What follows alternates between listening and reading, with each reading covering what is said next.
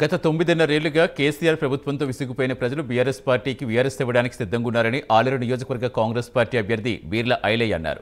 ఆలేరు నియోజకవర్గం ఆత్మకూరు మండలంలో పలు గ్రామాల్లో కాంగ్రెస్ పార్టీ గడప గడపకు ప్రచారం చేస్తుంది. ఈ సందర్భంగా వివిధ పార్టీల నుంచి వచ్చిన కార్యకర్తలకు ఐలయ్య పార్టీ కండువా కప్పి ఆహ్వానించారు.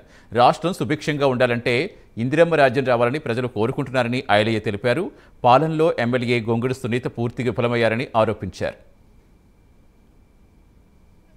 మళ్ళీ గాలి మోటార్ కొనుక్కుంటుంది, గాలి తిరుగుతా దుబాయ్ బొంబాయి సింగపూర్ పోతుంది. తల్లి మనకు రైకాన్ పేటను పట్టించుకోదు, ఈ ఆలేరుని పట్టించుకోదు. ఆలేరును ఆగం చేస్తా తల్లి. ఆలోచన చేసి తల్లి సోనియా గాంధీ రుణం తీసుకోవడం కోసమైనా కాంగ్రెస్ పార్టీ చెయ్యి గుర్తు మీద ఓటేయాలి. మేము అభివృద్ధి అవుతుంది, తెలంగాణ పార్టీని గెలిపేయాలి, కేసీఆర్ ముఖ్యమంత్రి అవుతుంది.